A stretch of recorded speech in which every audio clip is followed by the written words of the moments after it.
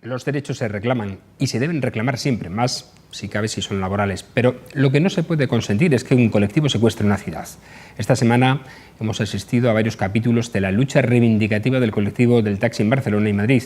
Y digo bien lucha porque en algunos momentos parecía más una batalla callejera que una reivindicación. A mí siempre me han educado en el dogma que dice que la razón se pierde con la fuerza. Y esto es lo que está ocurriendo con estos trabajadores del taxi. Una reivindicación no se puede conseguir si se impone a los demás.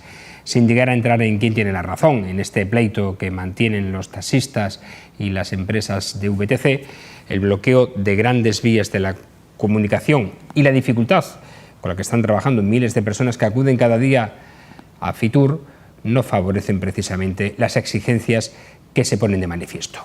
Los derechos de los ciudadanos que trabajan a diario en una ciudad deberían ser protegidos por quienes tienen que velar por ella y no debería permitirse, bajo ningún concepto, este secuestro que se está llevando a cabo por aquellos que utilizan la fuerza para conseguir sus objetivos. Buenas noches.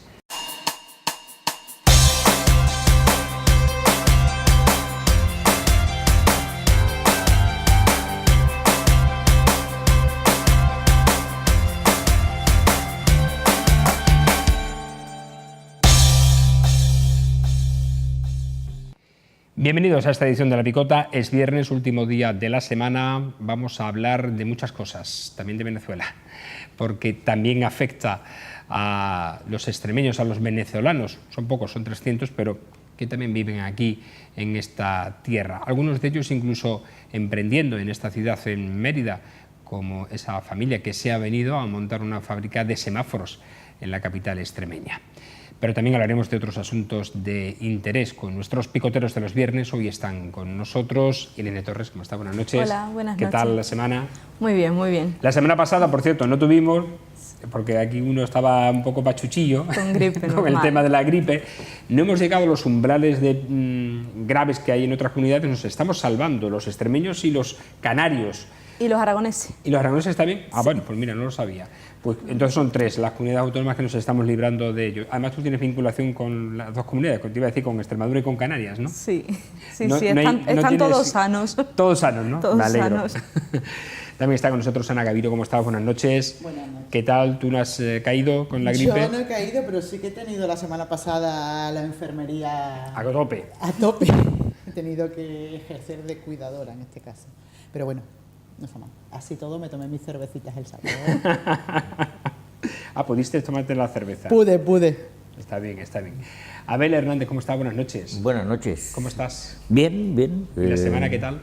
La semana bien, bueno, me he salvado de la gripe, de momento. Es decir, Vosotros, los que trabajáis con tanta gente, digo en los institutos, en los centros educativos, es normal que sea más fácil el contagio. pero también yo creo que al revés, es decir, te vas inmunizando ya. Entonces, Ya con los años, ¿no? Los virus ya te conocen y te respetan un poco, Me ¿no? contaba mi hija el miércoles que estaban en clase 10. 10, madre mía. De hecho, bueno, ella ayer no fue a clase y esta mañana se ha venido prácticamente a las 11 de la mañana porque no podía con su cuerpo. O sea, Yo que creo que todavía sigue arrastrando. Sí, había que poner es decir, cuando hay gripe y esta cosa de virus, es decir, para ayudar no lleve a los niños al cole, ¿no? Sí, es lo mejor. Yo creo que sería... Es lo mejor, efectivamente. Porque llevarlos estando enfermos es verdad que es contaminar. En los centros infantiles, en los centros de riesgo, como puede ser centro de mayores y tal, sí se recomienda. Claro. Pero es verdad que luego ya los colegios y los institutos también, yo creo que ahí también entramos un poco los padres y decimos, madre mía, si encima tenemos que aguantar en casa. Los tengo que mandar, entonces Sí. es así. Yo en mi casa el fin de semana pasado, conmigo éramos 3 de los 4 que habíamos Éramos caído, 3. ¿no? Y efectivamente, a medida que se iba recuperando, yo a mis hijas las retuve un día más. O sea, le di un plus para que se quedaran en casa, precisamente eso, para evitar que contagiasen y se contagiaran de nuevo otra vez, que puede ser. Bueno, en cualquier caso, esperemos que estén todos ustedes bien detrás de la pantalla. Hoy hemos tenido también varias sorpresas. La política nos da sorpresas. Ya hablamos precisamente en esta picota de los viernes que vamos a estar muy entretenidos de aquí a mayo, el 26.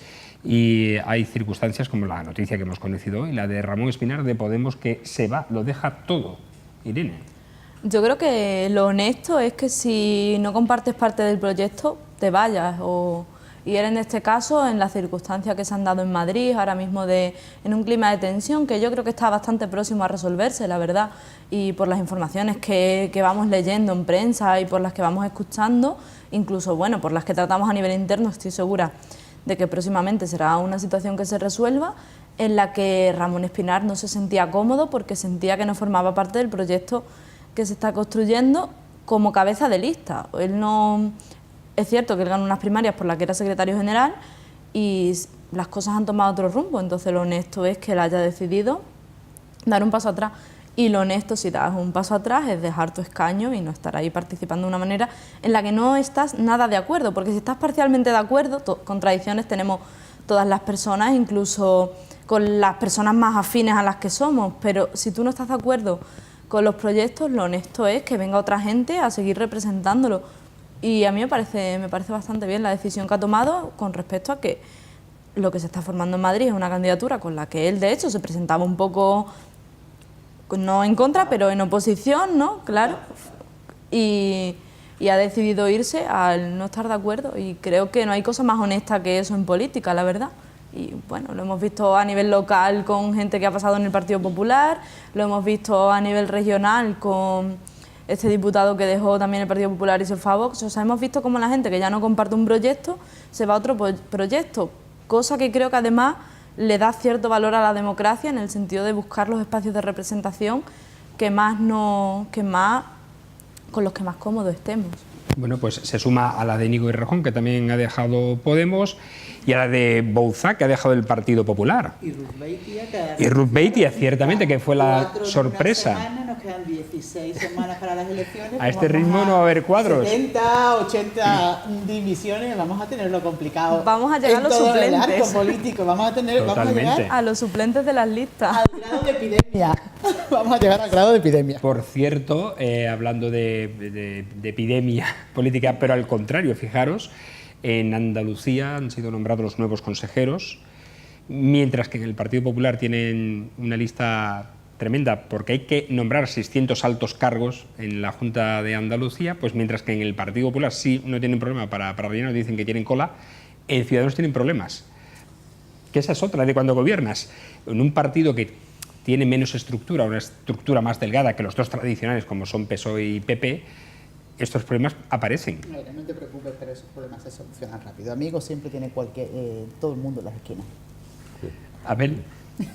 A ver, hombre, a mí me molesta un poco los problemas que ha padecido Podemos en Madrid, tal vez porque pienso desde la izquierda, como es obvio, y entiendo que todo aquello que pueda fragmentar la defensa de la ciudadanía por parte de la izquierda, pues para mí no es agradable. En cuanto a lo de los cargos que decíais de Andalucía, es normal, es decir, hay que tener en cuenta que Inés Arrimadas ganó en Barcelona, no obtuvo los votos suficientes, ¿no?, para lógicamente haber formado gobierno, y pues ahora le pasa no lo mismo, pero parecido en Andalucía. Entra a formar parte del gobierno, pero lógicamente necesita buscar personas. Lógicamente, como dice Ana, bueno, es más fácil buscar directores generales que gente para ir a trabajar en la mina, ¿no?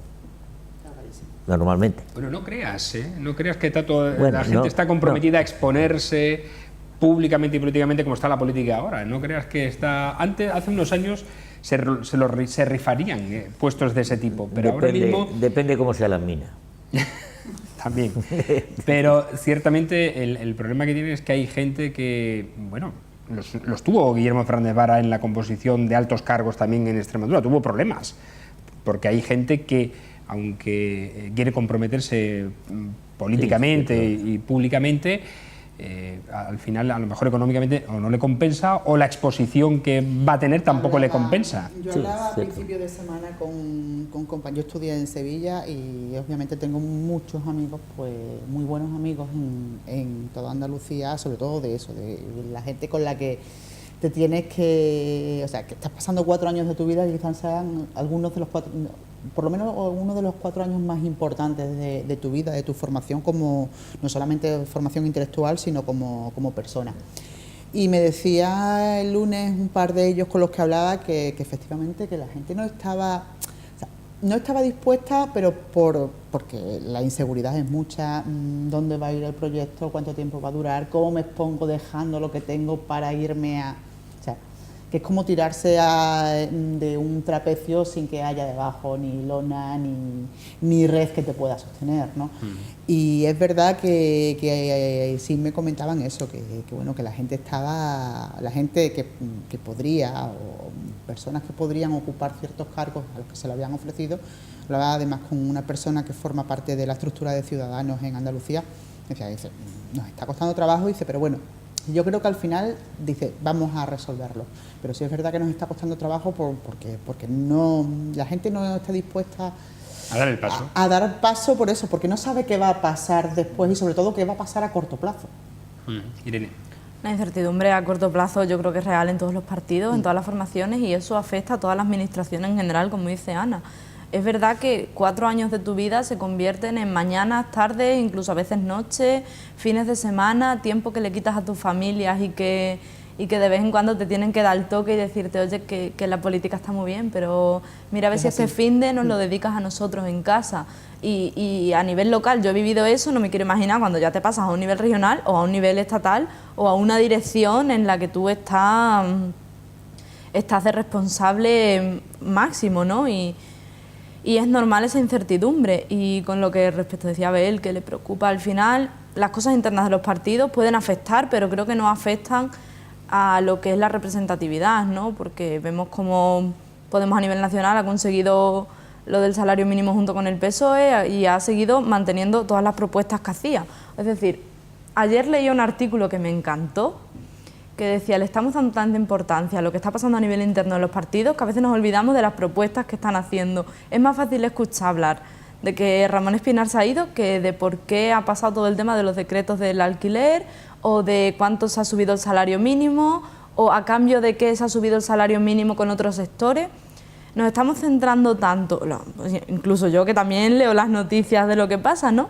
Pero nos centramos tanto en lo que pasa en los partidos que nos olvidamos de lo que pasa en el país. Porque han pasado cosas tan relevantes en el Parlamento de Extremadura durante las últimas semanas, han pasado cosas tan interesantes en el Ayuntamiento de Mérida, que bueno, no ha habido pleno, pero sí que ha habido propuestas de todos los grupos, ¿no?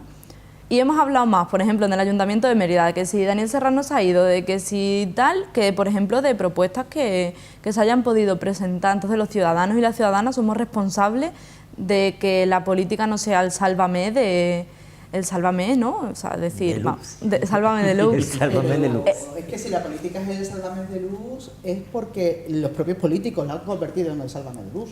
Sí, sí, por supuesto, y además que salen a dar sus ruedas de prensa y sus cosas, pero que para nosotras debería ser más relevante las otras cuestiones, porque como ciudadano a mí me da igual si, bueno, en este caso soy de Podemos y no me da igual, pero como ciudadana me da igual si Ramón Espinar se ha ido, a mí me preocupa las propuestas que el grupo parlamentario de Unidos Podemos lleva al Congreso, y es de lo que nos deberíamos a lo mejor preocupar, digo como ciudadanas, ¿no? En mi caso también es verdad que al estar en un partido político estoy dentro de una organización, pero a lo mejor como ciudadanas nos deberíamos implicar más en las cuestiones que se defienden en nuestros parlamentos que en personas concretas que están allí defendiéndolas. Bueno, es una opinión así un poco... Sí, pero desgasta, ¿eh? O sea, yo creo que a la gente si ve que no hay unión en el propio partido, esa imagen se va desgastando, ¿no? Al fin y al cabo. Yo creo que nunca la ha habido. Son los propios políticos los que están fomentando esa imagen.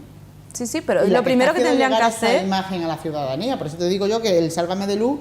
o sea, la política es el sálvame de luz porque los políticos la han convertido en el sálvame de luz. Si los políticos, en lugar de salir a hablar de sus problemas en rueda de prensa, en declaraciones a este medio, al otro, a esta televisión o a la otra, salen a hablar de las cosas de los ciudadanos, probablemente los ciudadanos nos preocupáramos más o supiéramos más de lo que está pasando realmente con acuerdos o desacuerdos que afectan directamente a nuestra vida, pero si los que tienen que protagonizar esas declaraciones no lo hacen, pues obviamente no podremos estar enterados, a no ser que tú tengas el interés en ir a buscar. Yo con eso soy bastante crítica, o sea, a mí no me parece bien que, por ejemplo, yo qué sé, si alguien va a dimitir, bueno, entiendo que tiene que dar una rueda de prensa, en ese sentido sí lo puedo entender, pero soy bastante crítica con que se no con que se exponga todo, porque creo en la transparencia, pero se debería exponer más a un nivel interno de partido y no tanto a un nivel de país, porque creo que al país no le interesa. Pero lo que sí ocurre creo... es que al final los políticos utilizan esos dimes y diretes y esos desencuentros entre ellos solos para luchar los unos contra los otros. Sí, pero que dan las dos ruedas de prensa, es decir, no creo que solo se dé la rueda de prensa de ha pasado no sé quién se ha enfadado, sino que también dan la rueda de prensa de hoy hemos hecho esto.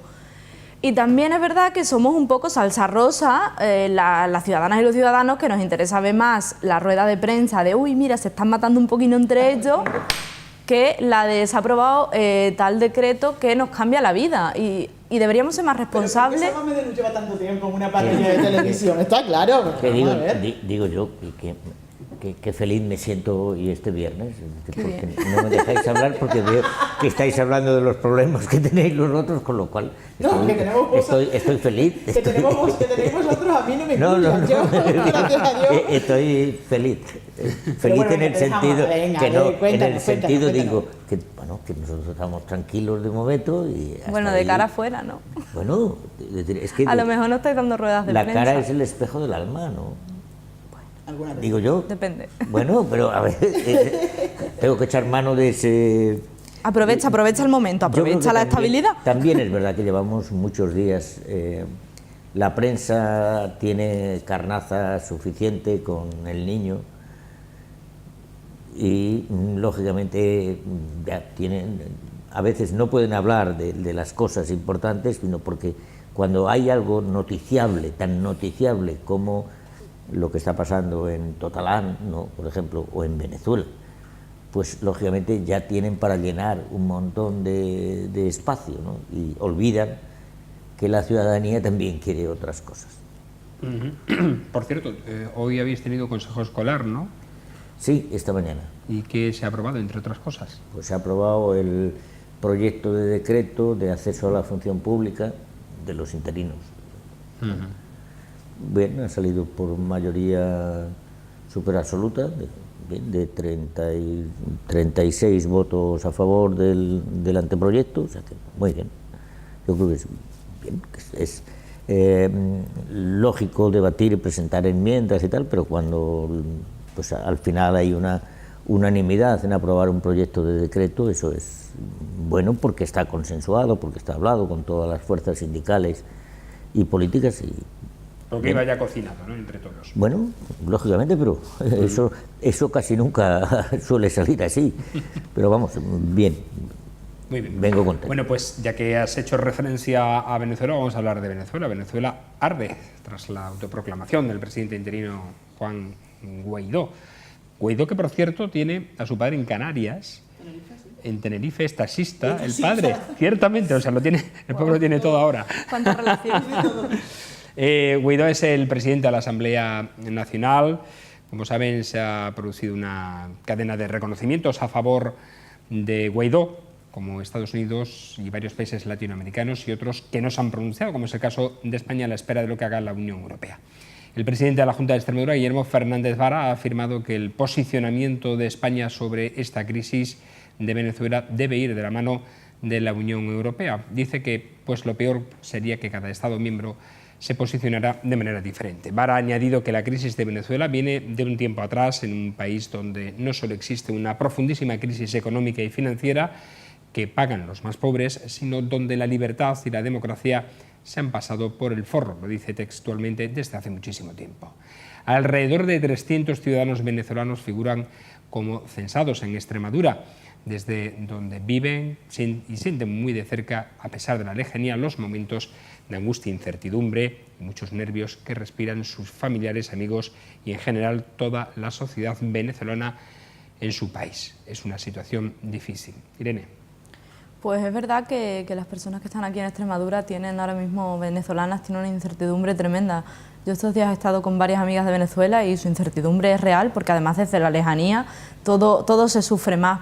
Estás allí, estás sufriendo la situación y estás aquí y te llegan noticias de ambas partes y es bastante duro. Entonces lo primero que hago es mandarles un abrazo a todas esas personas. Y sobre el tema de Venezuela hay hay que separar un poco, yo creo que dos cuestiones, está el tema de la dictadura y el tema del petróleo. Y ahí, claro, si entendemos los dos temas, podemos entender un poco más la situación global.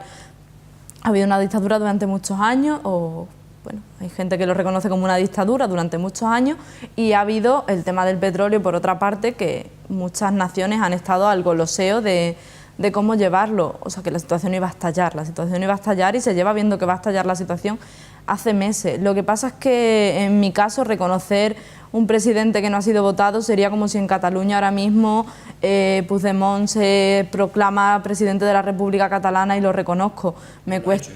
Bueno, y yo no lo reconocí, y como no lo reconocí sería un poco cínico que ahora mismo a nivel personal yo reconociese a este señor como presidente de Venezuela. Primero porque lo que crea es un clima de crispación en el que yo creo que la solución pasa por un diálogo que no ha habido, y no lo ha habido por parte de Maduro y no lo ha habido por parte de la oposición. Entonces el problema no es un lado ni es otro, el problema son las dos partes. Es muy difícil desde lejos opinar de lo que está pasando de manera tan íntegra en un país. Es verdad que es muy fácil decir, me posiciono, pero hay muchos matices en los que, como no estamos allí, no podemos ser conscientes. Y luego también vamos a ser un poco realistas con esto, y al final vuelve a pasar que las injerencias políticas las va a pagar el pueblo. Los militares han dicho que se van a levantar ante el golpe de Estado, bueno, lo han dicho creo que esta mañana. Los militares han salido a decir, nosotros vamos a estar con Maduro y nos vamos a levantar ante el golpe de Estado. Y al final, quien va a sufrir esta situación van a ser las venezolanas y los venezolanos, que obviamente tanto de un lado como de otro están saliendo a la calle a defender su postura, están saliendo a defender dos gobiernos que ninguno de los dos les ha dado una situación proclive hacia una vida tranquila y hacia una vida en la que puedan tener sus derechos. Ninguno de los dos han conseguido eso. Por tanto, creo que una vez más quien va a sufrir las injerencias de dos gobiernos va a ser el pueblo. Abel. En principio yo creo que está bien el que la decisión que se tome, es decir, creo que tiene que haber un Consejo de la Unión Europea donde se tome una decisión conjunta, y esa es la que tiene que mantener el Gobierno de España, no empezar con propuestas de un grupo o de otro que, lógicamente, eso en nada ayudarían, sino yo creo que España tiene que sumarse a la opinión que adopte la Unión Europea, porque, bueno, es decir, ¿quién lo está haciendo? Por una parte Rusia, por otra parte Estados Unidos con Trump. Luego lo de la legitimidad o no, pues yo recuerdo cuando Maduro pues creó un órgano para, lógicamente, ser el presidente, y ahora el que se ha autoproclamado presidente dice que lo hace porque hay 3 puntos en la Constitución bolivariana que le obligaban a hacerlo, es decir, que en el fondo es una lucha de legitimidades y que lo que tiene que haber es un diálogo. Esto se veía venir, es decir, el pueblo soporta, el pueblo aguanta, pero por unas partes o por otras, es decir, un país rico, quiero recordaros que, y es algo tremendamente llamativo, los emigrantes venezolanos en España son unos privilegiados, entiéndaseme bien, sino que nada tienen que ver con los subsaharianos, es decir, vienen con sus papeles, con más posibilidades económicas, es decir, y gente que trabaja con inmigrantes. Me contaba ayer que, lógicamente, son los que menos problemas, lógicamente, tienen. Dicho esto, tiene que haber una solución del conflicto. Yo creo que el presidente, como lo queráis llamar, Maduro, tiene que abrir un diálogo. Es decir, si no lo hace, lógicamente dejará de ser lo que en principio mucha gente pensaba, y será el culpable de algo que puede pasar, ojalá no en Venezuela, y es un enfrentamiento civil en el que, como bien dices, es decir, quien sufre, lógicamente, siempre es el pueblo. Lógicamente no se solucionan las cosas con encarcelamientos, es decir, como le pasó a Leopoldo López, y cómo le puede pasar al autoproclamado presidente que está en busca de captura. Claro, que por eso le ese puede... servicio de inteligencia que tienen ellos, el SEBIN, lo está buscando para encarcelarlo. ¿Y claro. los paramilitares? Y los paramilitares. Lógicamente, el que el presidente, el ministro del Ejército diga que está Bueno, Eso no significa es que los que militares estén no apoyando significa el que los militares apoyen, Es la sino cúpula. claro, entonces La esperemos, militar que he puesto yo, además. esperemos que haya una solución que participa del gobierno. Claro. pacífica, porque lógicamente es un pueblo hermano y nosotros tenemos que tener en cuenta que pertenece a la Unión de Estados Iberoamericanos y por lo tanto tenemos que ser muy cuidadosos. No creo que se tengan que hacer propuestas de la política española, de la política nacional, cuando estamos hablando, lógicamente, de un pueblo hermano donde hay que ser muy cuidadoso. Y en el momento en el que tú tengas la opinión de la Unión Europea, si te puedes sumar a eso, pues mejor que mejor. Ana. Bueno, pues vamos a empezar por el titular de la noticia, tal y como tú lo has presentado. Vara defiende la postura de España sobre Venezuela debe ser de la UE, por supuesto que sí. Lo que ha dicho Vara, yo creo que nadie está en contra de lo que ha dicho. Lo peor sería que cada Estado miembro se posicionara de una manera diferente respecto de Venezuela. Estaría bueno. España tiene que ser una parte de ese posicionamiento de la Unión Europea, pero yo añadiría, como se ha hecho en otras ocasiones, precisamente por formar parte de la Organización de Países Iberoamericanos, España debería abanderar ese acuerdo común que se pueda producir en la Unión Europea sobre Venezuela. Parece ser, yo no sé, no estoy dentro del Gobierno de España, no estoy con las conversaciones que pueda tener el ministro de Asuntos Exteriores con el resto de ministros o con la presidencia de la Comunidad Económica Europea, de la Unión Europea, pero parece ser que ahí es donde España como gobierno está siendo un poquito más vacilante en abanderar ese posicionamiento.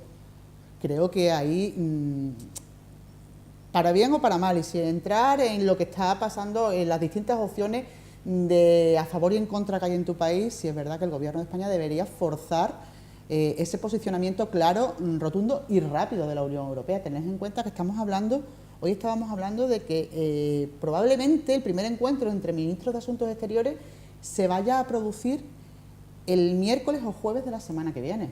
Quizás sea demasiado tarde para que la Unión Europea se pronuncie respecto de Venezuela, creo yo. Pues sí, a la velocidad que van los acontecimientos, Los suceden acontecimientos. Ayer es ya estábamos demasiado hablando tarde. de 6 muertos. Esta mañana Bachelet, desde ONU ya ha reconocido más de la veintena de muertos. Creo que la situación se está deteriorando demasiado como para que el pueblo, la ciudadanía, siga pagándolo de esa manera, y mientras los demás estamos mirando todos a... Y no vamos a entrar en la lucha de legitimidades que se está produciendo, que es verdad que eso es una lucha de legitimidades, porque por un lado Maduro es un presidente que en su día fue votado por el pueblo, pero también es verdad que la Asamblea Nacional tiene un presidente que ha sido elegido por los asambleístas.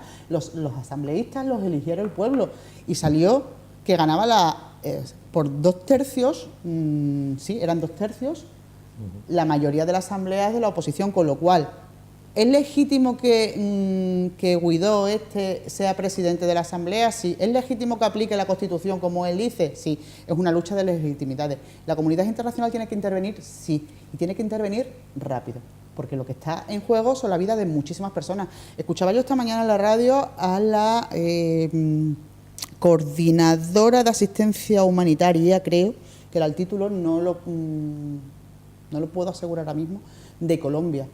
Y decía que estaban entrando entre 42.000 y 46.000 venezolanos en las últimas semanas en Colombia. Hay un éxodo importante. El éxodo es muy importante. Con lo cual, no se puede estar más de acuerdo con lo que dice Vara. No solo existe una profundísima crisis económica y social y financiera, sino que la libertad y la democracia se la han pasado por el forro de aquello durante muchos años. Se la está pasando por el forro de aquello todos los organismos internacionales que tenían que haber intervenido antes. A mí me da un poco de decir, si estuviera ahora mismo, y perdonadme la exageración, ¿no? Si estuviera Obama de presidente, es decir, tendría bastante más claro que lógicamente se iba a intentar una negociación. Pero estando por medio Donald Trump. Ya, pero es que Maduro, el Donald Trump es que lo que va es al petróleo y entonces ya no, pero bueno, no me pero creo.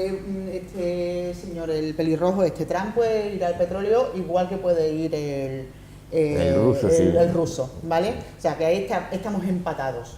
Yo creo que el principal problema es que si toda la comunidad internacional pide un diálogo, que me parece perfecto, que es lo que tiene que haber, el problema es que el señor Maduro no está dispuesto absolutamente a ningún diálogo. Yo creo que es necesario unas elecciones en Venezuela. Claro, por supuesto que sí. Y ver pero, quién las convoca, un pero organismo internacional, de alguna manera para que pueda dilucidarse la situación de legitimidad antes de que el país se rompa. Pero sinceramente, ¿tú crees que Maduro está dispuesto a pasar por esa situación? Creo que lo va a proponer, que hoy proponía diálogo, creo. Yo es lo último que he escuchado también. Podemos creernos o no el diálogo, porque es cierto que tras este tiempo, o sea, ya hay un clima de crispación. Es como cuando dos personas han peleado mucho en clase y viene la profe a intentar poner diálogo. A veces, bueno, no quería comparar una situación con otra, vosotros me entendéis. Y vienen a poner diálogo, a veces se consigue y otras no. No sé si se va a conseguir, pero es que si no se consigue, claro, solo si no pierde consigue el pueblo venezolano. Y a la hora del análisis sí que estoy de acuerdo con Abel en que podemos legitimar a un gobierno, legitimar al otro, pero el tema internacional y sobre todo Estados Unidos, porque en otras potencias mundiales es más difícil entrar, pero abiertamente el tema de Estados Unidos es una cuestión de petróleo, porque lo lleva diciendo años, ni siquiera se cortan decirlo. Pero que la cuestión de petróleo es para uno y para otro, está claro. Venezuela es que es la principal riqueza del país. Entonces ahí, vamos, lo último que faltaría sería que ya entelara también un conflicto internacional entre Rusia y Estados Unidos otra vez por el petróleo de Venezuela. No, mire usted, para eso tenemos organismos internacionales, que son los que deben actuar. Pero no están actuando y mientras tanto está muriendo gente, pues que ahí está el gran problema. Pues eso es lo que estamos diciendo, hombre, que son los organismos internacionales los que se tienen que posicionar al respecto. ONU no lo ha hecho. Además, no sería lo lógico. Que es una oportunidad también para Europa. Es decir, Europa tiene que dar la cara en esto. Hay que liderarlo. Porque lógicamente y yo creo que España debe liderar ese acuerdo, es decir, en el mismo instante en el que se produzca, es decir, España, con ese acuerdo de la Unión Europea, liderar ese... Absolutamente. Y moverse acuerdo, a favor de ese acuerdo, moverse ya, no esperar hasta la semana que viene, porque como esperemos la semana que viene, los 20 fallecidos que iban esta mañana bueno, ya pueden convertirse Turquía, de momento, en 2.000 o 200.000. A lo mejor ya ha dicho que nada, nadie de la China. Claro, y a lo mejor la semana que viene nos tenemos que posicionar en torno a una guerra civil, no en torno a un golpe de Estado, porque va todo pasando tan rápido que tenemos que ser conscientes de que la ciudadanía no se va a quedar así quieta esperando, uy, a ver qué decide la Unión Europea. Mientras tanto, son los que están sufriendo las situaciones. Y es que, no sé, es verdad que yo creo que o se empieza a actuar o reconocer que tú no puedes reconocer a un presidente en una manifestación, es que no puedes, tendrás que empezar a actuar ya con respecto a un diálogo de futuro, unas elecciones, una situación, pero no reconocer, porque siempre va a haber una parte... reconocer a un presidente que ha convocado unas elecciones en las que ha dejado fuera a la oposición, o sea, primero que montó una asamblea paralela porque el resultado de la asamblea no le había gustado. Entonces monta una asamblea para volver a convocar elecciones, para salir elegido presidente de nuevo por la mayoría absolutísima de todos los que me votan, no de todo el pueblo venezolano, y además para estar aquí de por vida. Del 26%. Claro, la mayoría absolutísima de los que le votaron, no del pueblo venezolano. Y además voy a estar aquí de por vida. Eso tampoco es democracia. No, por eso estoy diciendo que habría que convocar unas elecciones bien hechas, porque además ahora mismo ninguno de los dos resultados le va a valer a Venezuela, ninguno de los dos. Porque en cuanto se ponga uno van a decir los otros a mí no me vale, y cuando se ponga el otro van a decir a mí no me vale. Entonces, o se parte desde una postura en la que empiecen a trabajarse ya, y no en la semana que viene, como tú dices, porque la semana que viene es tarde, o la situación no va a mejorar, solo vamos a ver que si venimos mañana aquí, vamos a decir la cifra de muertos hoy es 20 y mañana tendremos que hablar de 100 o de miles y está ya la situación que de verdad espero que no, porque al final hablamos de personas que solo están involucradas en querer un país mejor donde al final, como todas nosotras, donde poder vivir, hacer su vida normal. Mejor, ¿no? Ya es que es querer vivir. O sea, es que no es ni mejor. Sí, pero quieren vivir en su país. Vivir, por supuesto. Claro. No tenerse que ir, que vale, que sí, que llegan aquí a España y llegan muy bien, a lo mejor con cierta ventaja con respecto a otros. Porque además ellos tienen la posibilidad de que casi automáticamente se les concede la doble nacionalidad. Sí. No de verdad, no es tan fácil. Entiendo que a niveles globales todo es muy fácil, pero entiéndeme, Irene, pero tienen muchísimas más facilidades que por cualquier supuesto. otro. Pero aún así y tienen la tienen cosa sus de la doble dificultades. nacionalidad ahí detrás, que eso también es un apoyo importante. Sí, pero que no se concede así Bueno, a hombre, bochas, claro, estaría bueno, vamos. que son procesos que también, quiero decir, que tienen más Pero si facilidad, hay una pero también persona- hay que ver lo que están pasando A ver, claro, al pero es salir que- de su país y llegar a un país nuevo.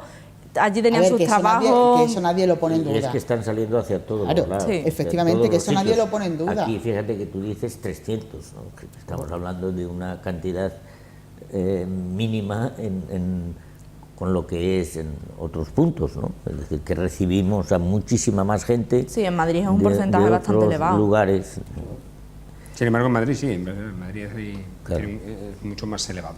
En fin, por cierto, si queréis ir al cine ya podéis, en Mérida al menos, porque desde hoy ya está funcionando. La empresa Cines Victoria de Almendralejo se hizo cargo tanto de los trabajadores como de toda la infraestructura que Cinesa tenía montado en el centro comercial El Foro.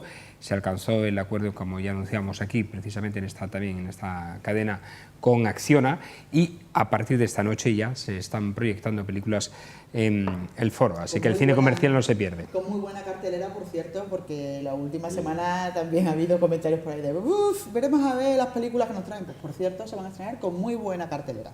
Sí, sí, así que, Es una que buena animar. noticia, lógicamente. Sí. Vamos a hablar del diésel, porque las emisiones medias de dióxido de carbono, el CO2 de los coches nuevos vendidos en Extremadura, se situaron en 115 gramos por kilómetro recorrido el año pasado, lo que supone 3 gramos más que la media del cierre del año anterior, según datos de la consultoría MSI para la patronal de concesionarios Faconauto. La patronal atribuye este incremento a la caída en las matriculaciones de coches diésel en la región, cuyas ventas se redujeron un 17% en 2018, suponiendo el 47,9% de todo el mercado. Ha habido un trasvase de compradores que han optado por la gasolina, tecnología que ha acaparado el 45,7% de las matriculaciones y que ha crecido un 49%.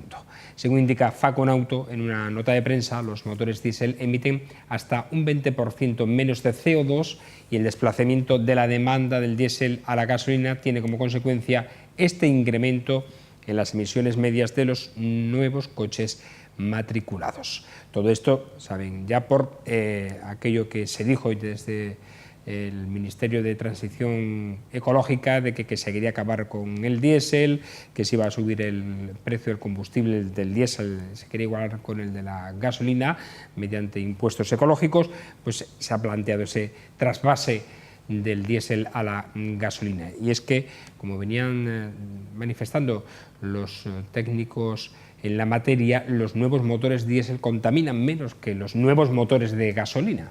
Ana. Bueno, pues, ¿qué quieres que diga? Que si tuvieras que comprar un coche, ¿lo tendrías claro ahora mismo? Yo lo tendría claro. Yo sigo apostando por el diésel. Me parece que económicamente, tal y como está la situación, tiene muchísimas más ventajas que la gasolina, que contaminan menos. Es verdad que la gasolina está demostrado, ¿no?, por muchos estudios, sobre todo desde que pasó todo aquella polémica de los motores diésel rectificados en las fábricas de Alemania y tal. Se ha puesto la lupa sobre ello y se ha demostrado que efectivamente los nuevos motores de vehículos matriculados, creo que no sé si eran desde 2015 o desde 2007, sí, a partir de 2017, contaminaban bastante menos, es más económico, y lo que me preocupa es que esto es un boomerang. Aquella polémica que tuvimos a 1 de octubre sobre el tema de vamos a dejar de vender coches en contra del diésel del gobierno, de la que no hemos vuelto a escuchar absolutamente ninguna noticia más en los medios de comunicación y por parte de los portavoces, las voces autorizadas del gobierno. Se ha vuelto en contra de aquello que vamos buscando, que son los cielos limpios, que por cierto estamos promocionando en Fitur estos días. A ver. Bueno, yo en principio, cuando leí esta noticia de que el diésel contaminaba menos, me quedé, digo, bueno, esto es nuevo realmente para mí, es decir, tenía la idea de que contaminaban más. Claro, la empresa automovilística dice, sí, pero eso eran los antiguos. los nuevos contaminan menos. Y no acabo de entender si contaminan menos o contaminan más, sino que lo que quieren es vender. Es decir, vender antes gasolina, ahora diésel. Para unas personas es una cosa, para otras otra, y no sé para cuándo, es decir, tendremos claro, yo no lo tengo todavía, yo siempre he tenido coches de gasolina, ¿no? Porque entonces no había esa polémica. Cuando empieza a aparecer el diésel y la gente apuesta por el diésel porque era más barato, y luego a la misma vez se decía, sí, pero contamina más, con lo cual te sientes esclavo de una de las dos cosas, es decir, ¿por qué apuestas? Y ahora parece que tienen la solución, los coches nuevos diésel contaminan menos, lo veremos. Yo de momento no me atrevo a opinar, porque además la empresa que da los datos me parece que se dedica a eso, ¿no? Sí, claro. Es decir, que no se dedica al CO2. No, se dedica a vender los coches. Quien ha publicado los datos es la patronal. Claro. Que vende gasolina y diésel, y vende todo. Ya, por eso digo que es que si vamos a cambiar todos los coches, porque parece que si para entrar en Madrid no puedes tener un coche de no sé qué, y tienes que comprarte otro. Y claro, ni de diésel, y se le da ayudas a los fabricantes. Cuando se tienen que cambiar tantos coches, habrá que darle también ayudas al usuario que lleva teniendo un coche durante X tiempo y dice, hombre, no lo puedo cambiar ahora mismo. Y entonces... ¿Sabes qué pasa? Que en este caso, si la apuesta del gobierno es ni por el diésel ni por la gasolina, y con los precios que tienen los híbridos y los eléctricos, por muchas ayudas que te den, Abel, creo que ni tú ni yo podemos sacarnos un coche híbrido o eléctrico, vamos...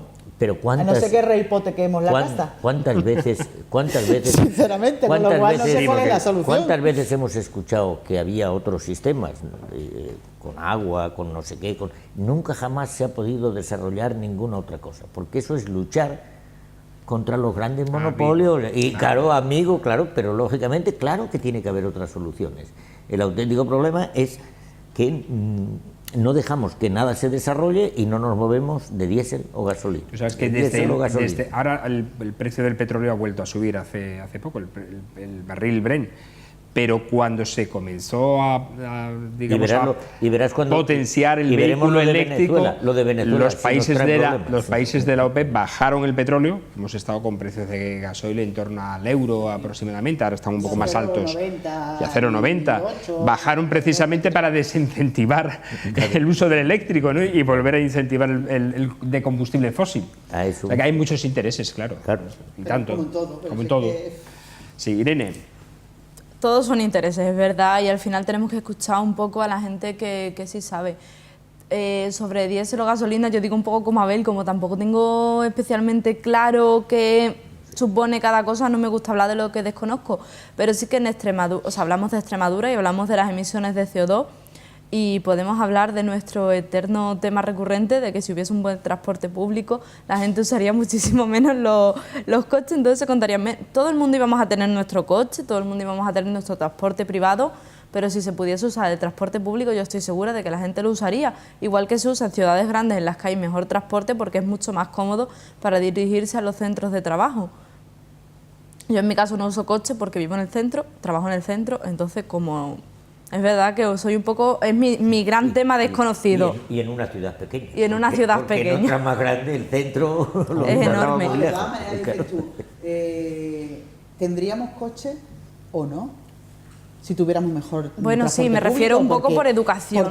Por donde está yendo los movimientos ahora en ciudades como Barcelona, Madrid, Valencia, Bilbao, Sevilla, es que la gente está dejando de comprar coche privado porque se mueve en transporte público, y luego, bueno, pues porque si necesitas el coche, tiene un Cabify a la puerta de casa. Se ha abierto las pipas. Con lo cual, se ha abierto las pipas. No, pero es verdad, el otro día lo leía, no sé si es en el suplemento del fin de semana del Mundo, decía que las cosas van por ahí, o sea, que hay mucha gente en ciudades grandes. Los coches de alquiler de punto a punto. Sí, de en las punto a ciudades punto, grandes. que están dejando. Sí, Tú coges lo de el coche Cabify por 5 euros, lo efectivamente, dejas lo de en otra Cabify plataforma era. que te cae cerca de tu lugar de Sí, que están donde vayas a ir de destino. como las Exacto. bicicletas de alquiler, De los Exacto, ayuntamientos. sí. Están Son vehículos utilizando, eléctricos. y cada además. vez hay, y puedes aparcar en zona azul incluso y no te cobran. efectivamente, no te cobran, Ya. porque están exentos de pago. Entonces, en las ciudades grandes cada vez se está tendiendo más a eso, a que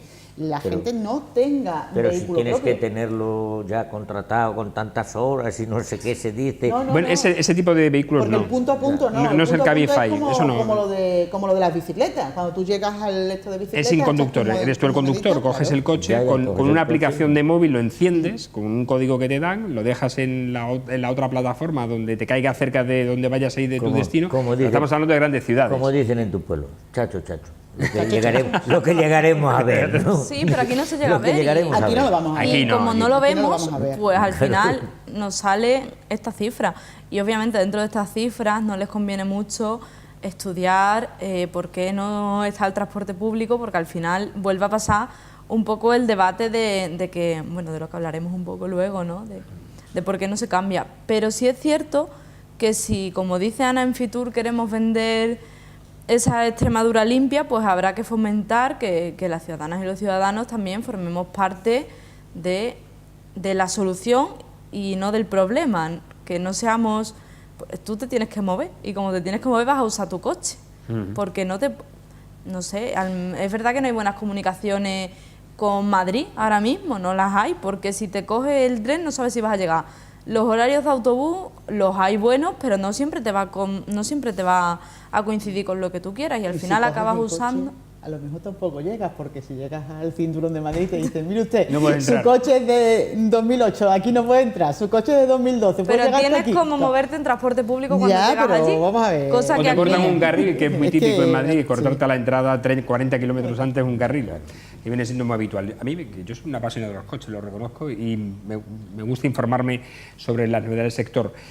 Los especialistas dicen que dentro de 30 años, 40 años, la propiedad del coche va a caer a la mitad.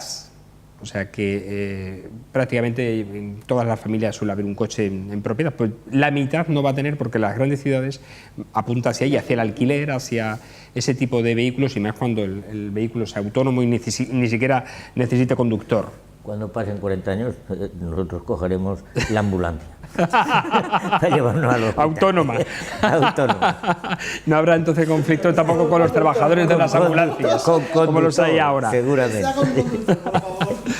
Bueno, vamos a hablar de otro tema que le gusta mucho a Abel. La plataforma ciudadana Milana Bonita ha pedido la intermediación del rey, de Felipe VI, para tratar de solucionar los problemas que afectan al servicio ferroviario de Extremadura, que, según denuncia, impiden el desarrollo y progreso de la región.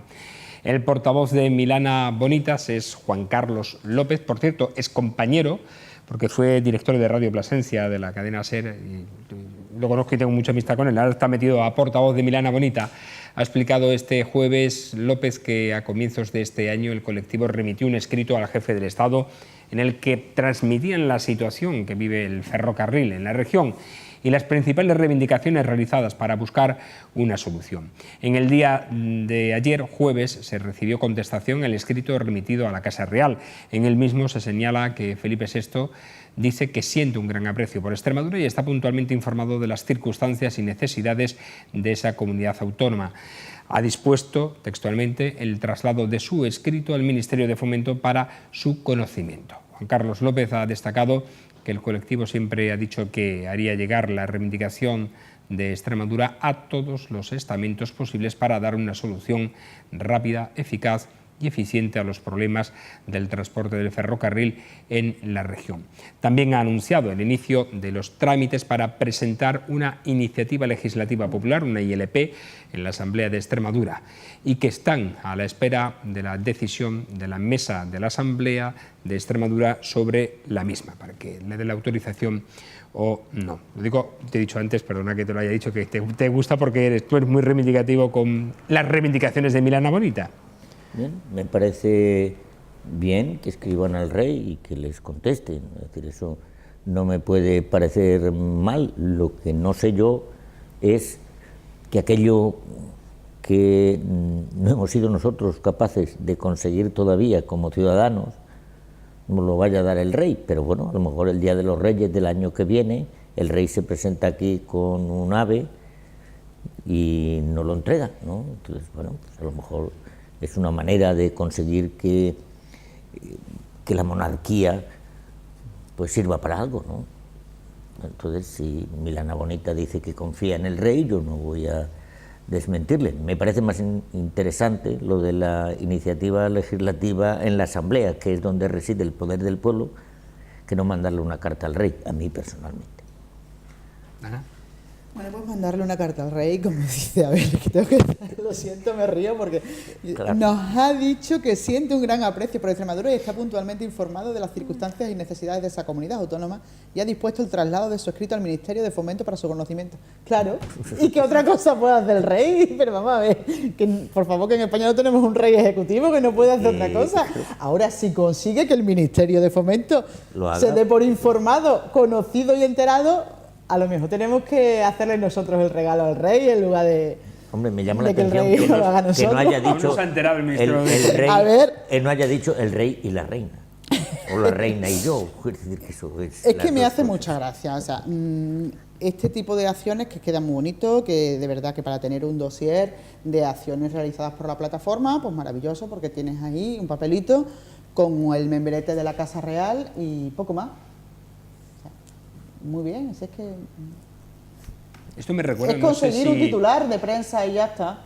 de este lado, que tenemos un poquito más de edad que tú, lo recordaremos cuando lo pidió Ibarra la mediación al rey para poder hablar con Aznar, ¿os acordáis? Sí, sí, me recuerda a aquello, ¿no? También, Igual. algo parecido. Es lo mismo. Irene, Yo como republicana convencida creo que al rey le importa a Extremadura lo mismo que a la reina le importó la copa de la reina que ni vino.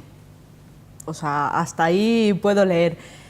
Pero bueno, entiendo que tiene su repercusión mediática, que al final sirve para seguir un poco en la cartelera, ¿no? Entonces yo respetando muchísimo a esta plataforma, la verdad, respeto más a la plataforma que al rey en este sentido, porque yo ya digo que creo que su utilidad en España es la mínima, pero sí que creo que han hecho una ILP que sí que tiene bastante recorrido, sí que la han presentado en la Asamblea de Extremadura, no sé si fue la semana pasada o la anterior.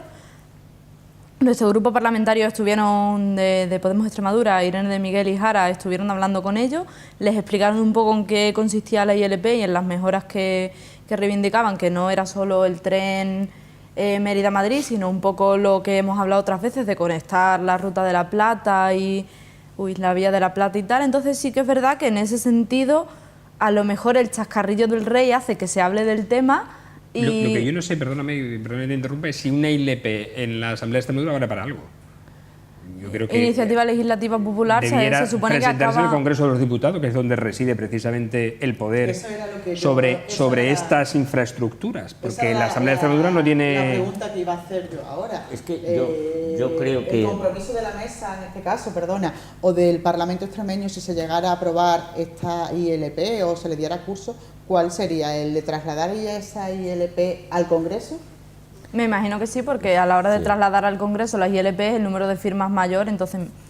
Pero, o sea, Se traslada la ILP, que lo podía hacer En el directamente fondo la también es- plataforma. en el fondo también lo que es- se lleva el apoyo parlamentario. Claro, que como Milana Bonita se desentendió del acuerdo por el tren, etcétera, etcétera, ahora viene una iniciativa popular para ellos retomar. Yo creo que se han dado cuenta de que lógicamente no eran los únicos actores de esa circunstancia y por lo tanto el hecho de hacer ese escrito al rey y todo eso tiene que ver con volver un poco a recuperar lo que era Milana Bueno, Bonita, lo que era como agrupación o como se quiera llamar, no lo sé. Yo en una ocasión dije aquí que no le había votado nadie y lo sigo pensando, pero creo que han recogido velas y el hecho de presentar una iniciativa popular a la Asamblea, si la mesa lo entiende, la trasladará al Parlamento y ya está, al Parlamento Nacional.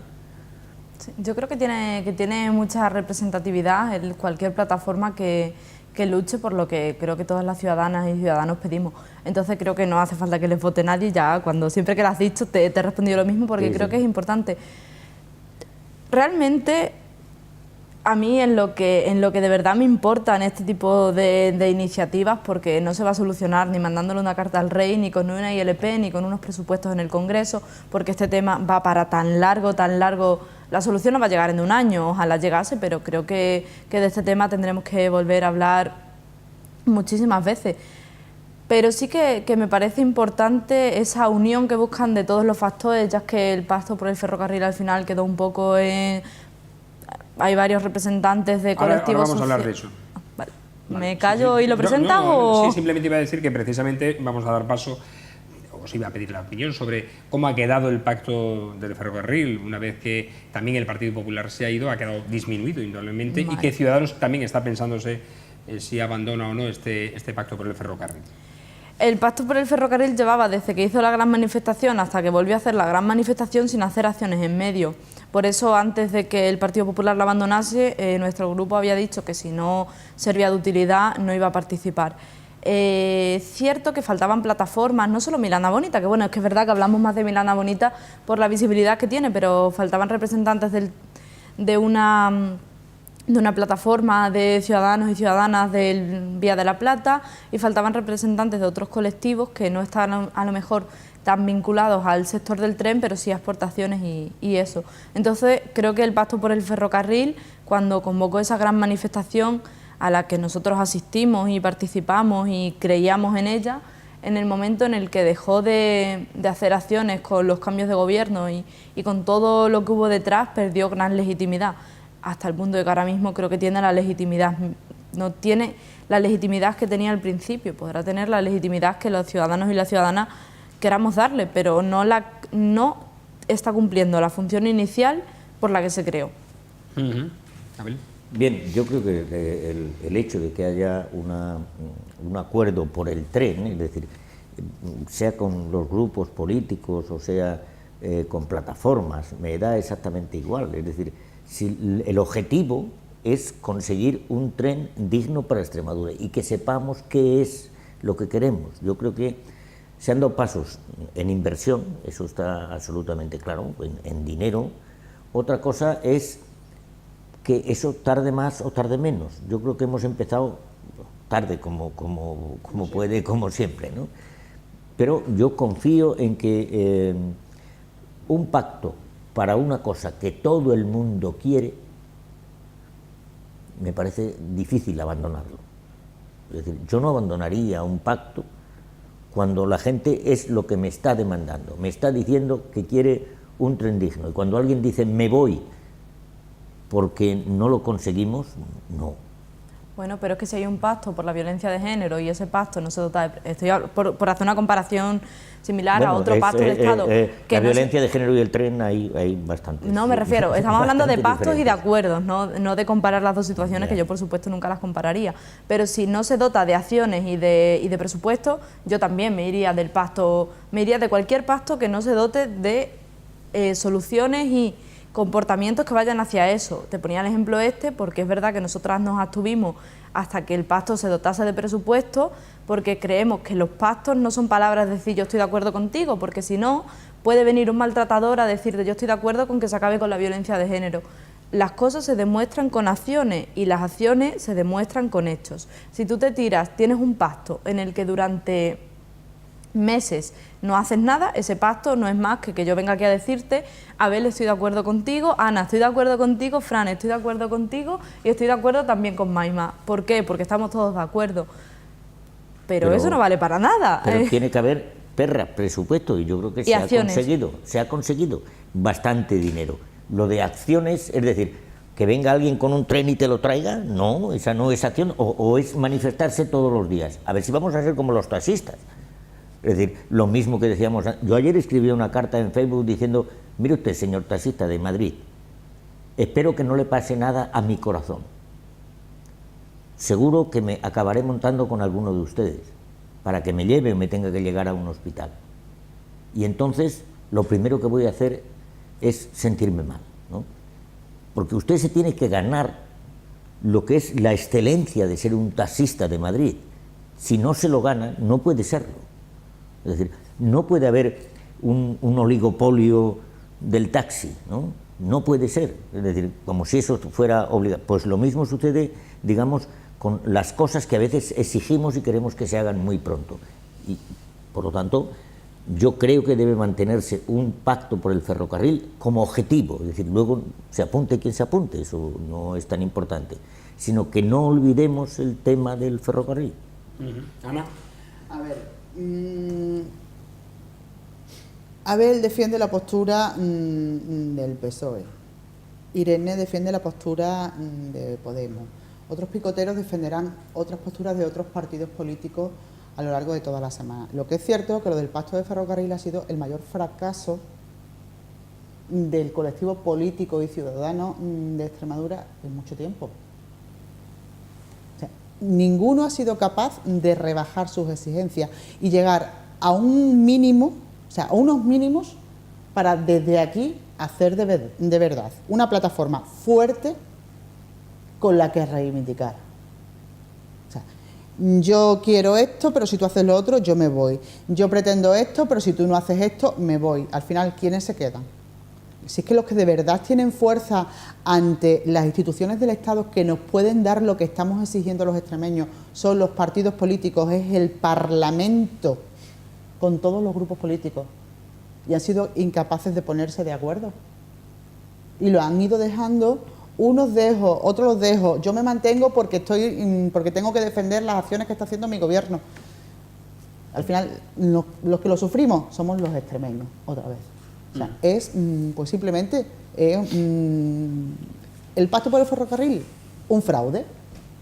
Ha sido un fraude y ha sido un engañabobos con el que nos han tenido entretenidos a todos aquellos extremeños que no estamos ni en un partido político, ni a favor de uno, ni a favor de otro, que podemos considerar que hay acciones que son buenas y acciones que son malas, nos han tenido pues embaucados durante muchísimo tiempo.